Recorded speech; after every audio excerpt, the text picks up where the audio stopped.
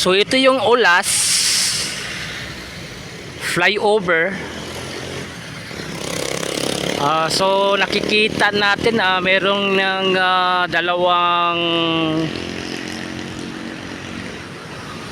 viaduct dito. Nakikita natin ito yung patawid na ng Talumo.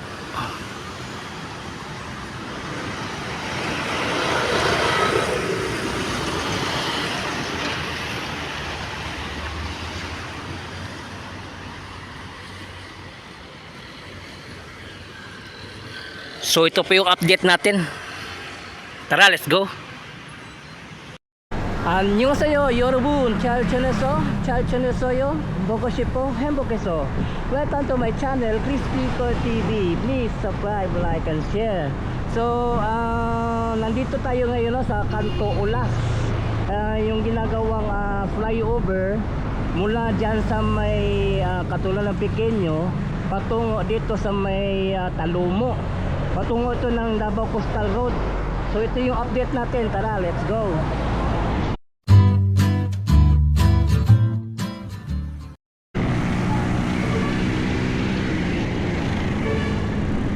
So update na naman natin ito, no? Itong Ulas flyover. Puntahan natin. Tingnan natin kung ano na yung sitwasyon dyan. Kasi maraming nagsasabi ang bagal daw sa proyekto. Hanggang ngayon hindi pa natapos-tapos. Hindi pa sila nakakapurma. So ito yung puntahan natin.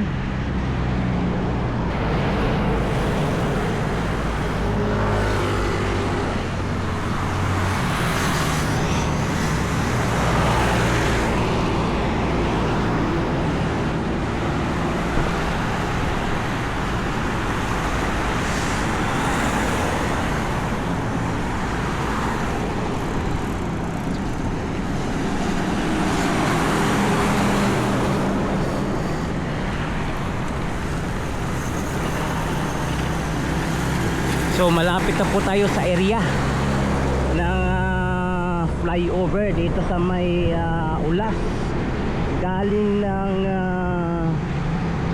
Katulunan, Pequeño.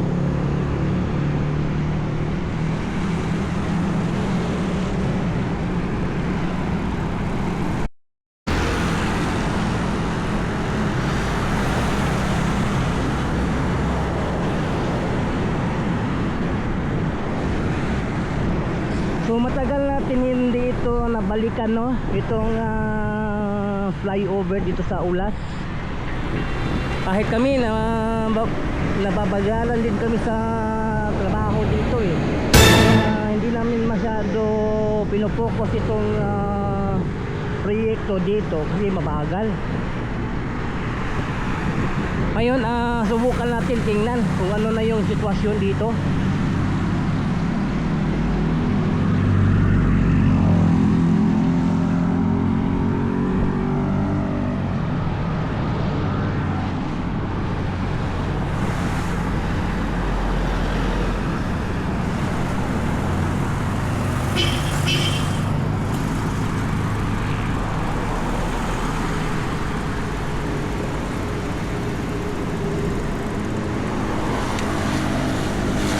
So dito banda nakikita natin, no, meron ng abutment,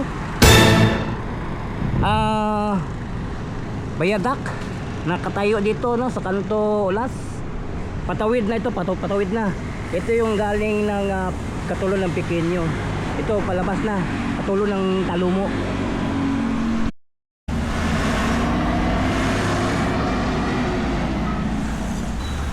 So ito po yung huling gagawin nila na foundation para sa poste. Ito yung patawid na ng Ulas. Ito yung patungo ng Talumo. So ito yung huli nilang gagawin na poste, no? So foundation. So ito, foundation ito. Nakabaon. At saka yun. So ito yung huli nilang gagawin.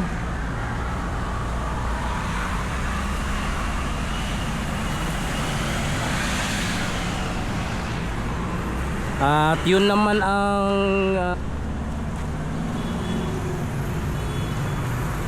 mga poste, may beam na. Ito yung patungo ng katulong ng Pequeño going to Kalinan.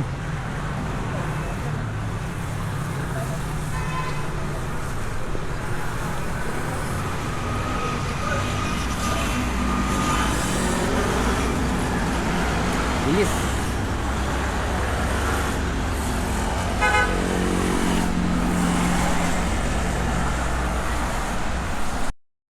So andito banda, ginawan din pala ng foundation.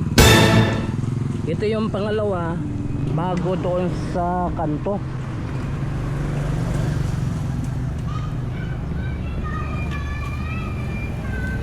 So ginawa pala nila na foundation ito.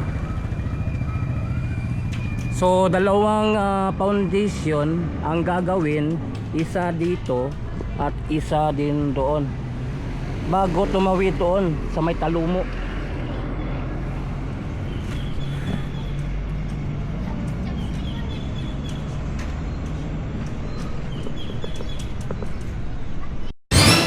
At andito naman banda, nakikita nyo mayroon ng nakapatong na girder. Wow! Ito yung paliko. Oh. At ito, mayroong isa pang girder nakapatong, isa pa lang. So ito straight na. Straight na itong pagpapatungan nila na girder. So mayroon ng isang isikute dito, no.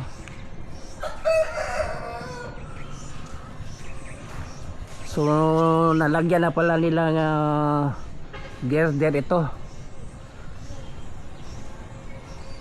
Tingnan natin mamaya sa aerial kung ilang bayadak na ang napatungan nila ng girder.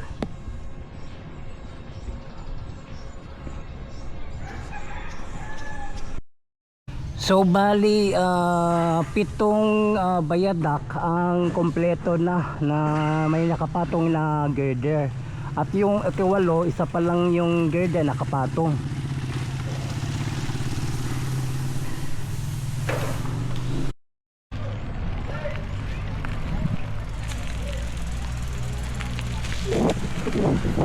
So ito yung last no na si Candadolas na gagawing foundation. Then ito yung last sa Cantolas na gagawing foundation patungo dito doon, patawid na.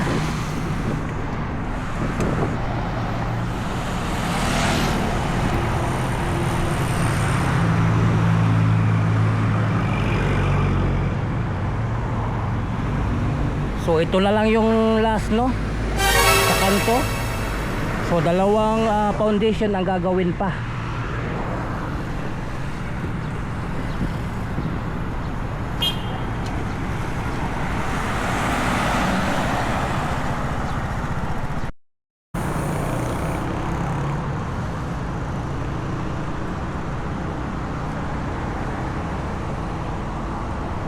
So yun, hanggang dito lang yung ating update no dito sa may Ulas flyover.